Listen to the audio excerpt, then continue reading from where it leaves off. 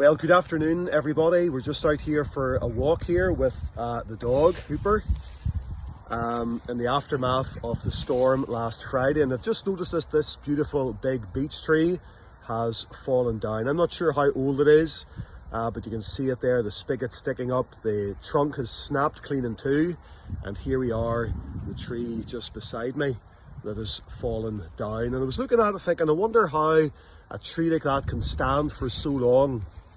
And in a storm for a couple of hours, the trunk is broken clean in half and the tree comes down. I'm just looking at it a little bit more closely here, that in the center of the tree, in the center of the trunk, there's some type of parasite or disease, and the inside of the trunk is rotten. The outside still very hard, but the inside is rotten, and that of course has brought a real weakness into the structure of the tree, and then whenever the storms come, the tree collapses. I was just thinking that there's a very clear spiritual lesson even in that. You know, the Word of God speaks about the little foxes that spoil the vine, and it speaks as well in the book of Hebrews about those besetting sins, casting aside every weight and the sin which doth so easily beset us. Just going to keep an eye out for the dog here, still there. You see him?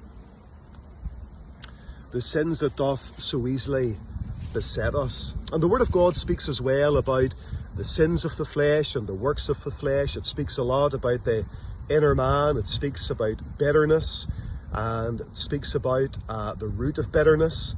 And very often it's not the big sins that will destroy a Christian, but very often it's the small sins, the things that are hidden far away from man, the sins of the heart and the sins of the mind. Things like bitterness, pride, lust, deceit, covetous spirit, harbouring, resentment, a revengeful spirit, a spiteful spirit, those things that come from within, and those things that can very easily take root in the heart. This tree, I suppose, a week ago, it looked pretty healthy, plenty of green leaves, but inwardly, in the main part, in the very heart of the trunk, there was disease and there was weakness.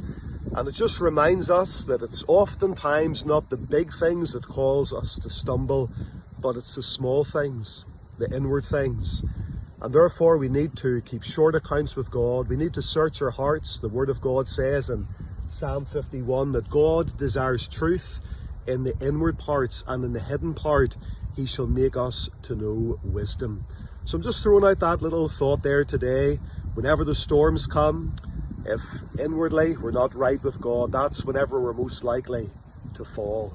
And it's important to keep our hearts right before God, to trust in the Lord with all our hearts, to keep our prayer lives sweet, as it were, to keep the devotional life good, to read the Word of God, to meditate upon it, and to continually till the soil within our hearts, lest something takes root inwardly and eats the very heart out of our Christian experience and our very walk with God. And then whenever the storm or the trial come, all of a sudden we find ourselves fallen and falling.